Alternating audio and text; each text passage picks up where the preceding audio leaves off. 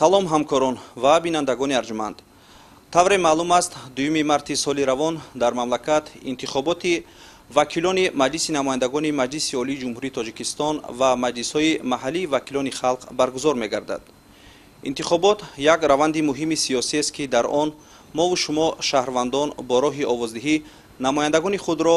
дар маҷлиси олии ҷумҳурии тоҷикистон ва маҷлисҳои маҳаллии вакилони халқ интихоб менамоем. ҳоло мо имкон дорем бо раиси комиссияи ҳавзаи интихоботӣ бохтар-2 оид ба интихоботи вакилон ба маҷлиси вакилони халқи вилояти хатлон акбар ниёзӣ ҳамсӯҳбат шавем. барои дар сатҳи баланди сиёсию ҳуқуқӣ баргузор гаштани интихоботи дар пеш истода чӣ тадбирҳо андешида шудааст? марҳамат. ташаккури зиёд.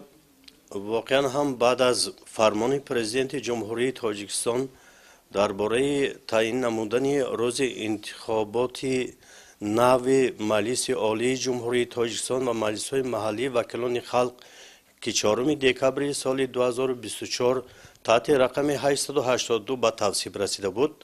комиссияи марказии интихобот ва райпурсии ҷумҳурии тоҷикистон ҳавзаҳои интихоботиро дар шаҳру навоҳии вилоят тасдиқ намуд ва дар ин асос дар комиссияи марказии интихобот оид ба интихоботи вакилон ба маҷлиси вакилони халқи вилояти хатлон дар вилояти хатлон 69 ҳавзаи интихоботӣ тасдиқ карда шудааст ва ҳавзаи интихоботии бохтар-2 ки марказаш донишгоҳи давлатии бохтар аст ҷойгир мебошад. дар тамоми ҳавза ва участкҳои интихоботии муайяншуда дар асоси талаботи қонуни конститутсионии ҷумҳурии тоҷикистон ва дигар нақшаҳои чорабиниҳое ки ба интихоботи маҷлиси олӣ ва маҷлисҳои маҳаллии вакилони халқ таҳия гардидааст, кор ҷараён дорад. валакай дар ҳамаи участкаҳои интихоботӣ айни замон тамоми корҳои омодагӣ сурат гирифтааст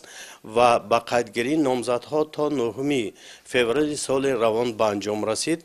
валакай ҳамаи участкаҳо барои баргузор намудани ин санаи муҳими сиёсӣ омода ҳастанд ва айни замон дар 17 участкаҳои интихоботӣ 24640 нафар интихобкунандагон ба қайд гирифта шудааст ва аллакай ҳамаи онҳо номнавис шуданд ва рӯйхати интихобкунандагон ва он ҷавононе ки бори аввал дар рӯзи интихобот иштирок мекунанд номнавис шуданд ва ҳамчунин рӯйхати пиронсолон ва бемороне ки имконияти дар рӯзи интихобот бевосита иштирок карданро надоранд тартиб дода шудааст ва ҳамчунин дар ҳар як участкаҳои интихоботӣ кабинаҳои овоздиҳӣ ташкил карда шудааст. дар участкаҳои ҳавзаи интихоботии бохтар-2 169 нафар ҷавононе ки бори аввал дар интихобот иштирок мекунанд ба қайд гирифта шуданд ва имрӯз аллакай халқи ҷумҳурии тоҷикистон баҳри дар сатҳи баланд баргузор гардидани ин чорабинии муҳим омодагӣ гирифта истоданд ва бояд ёдовар шуд ки дар асоси қонуни конститутсионии ҷумҳурии тоҷикистон ҳар як шаҳрванд баъд аз синни 18-солагӣ ҳуқуқ дорад ки дар маъракаҳои муҳими сиёсӣ ширкат намояд ё ба воситаи вакилони худ низ мавқеи худро дар ин чорабиниҳои муҳими сиёсӣ муайян кунад. шахсоне ки имконияти мустақиман ба участкаҳои интихоботӣ рафтанро надоранд, яъне маъюбон ва кӯҳансолон, чӣ гуна метавонанд дар ин интихобот иштирок кунанд? барои муҳайё намудани шароити мусоид барои шахсони бемор ва имкониятшон маҳдуд пиронсолон шароитҳои мувофиқ ташкил карда шудааст. валакай роҳравҳо барои шахсоне ки бо аробачаҳои маъюбӣ меоянд роҳравҳои алоҳида ташкил карда шудааст ва инчунин кабинаҳои алоҳида ҳам ҳастанд. дар участкаҳои интихоботии мо 79 нафар шахсони бемор ба қайд гирифта шуданд ва албатта мо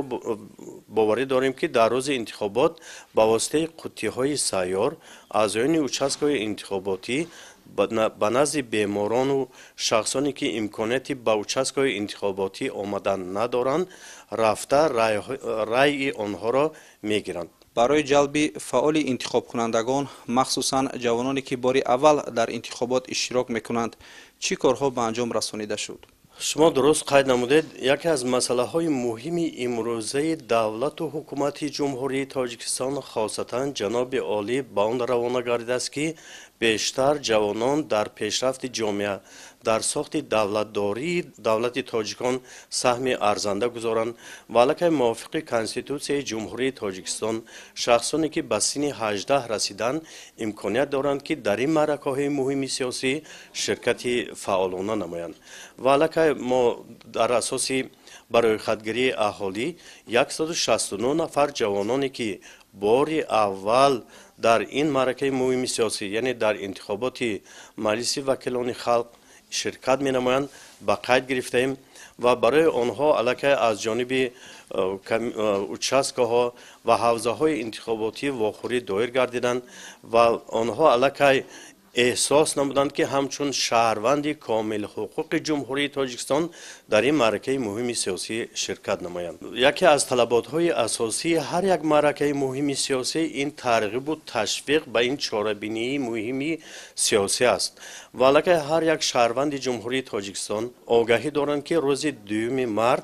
انتخابات وکیلان به مجلس عالی جمهوری تاجیکستان و مجلس‌های محلی خلق برگزار می‌گردد. از این روی یکی از راه‌های ترغیب و تشویق با این معرکه مهم سیاسی این شعار و آویزه‌های هستند که در هر یک گوشه کنار شهر و ناحیه‌های ولایتمان نصب گردیدند و این شعار و آویزه‌های دعوت کننده اهالی را برای اشتراک فعالانه با این معرکه مهم سیاسی دعوت می‌نماید و البته ما اطمینان کامل داریم که در پیشرفت آینده جمهوری تاجیکستان و معین نمودن هیئت وکیلان نو مجلس عالی جمهوری تاجیکستان شهروندان ولایت و شهر باختر نقش نظررس می‌گذارند. بینندگان ارجمند خاطررسان می‌شویم که در صحبت ما بودند رئیس کمیسیای حوزه انتخاباتی باختر 2 عاید به انتخابات وکیلان به مجلس وکیلان خلق ولایت ختلان اکبر نیازی.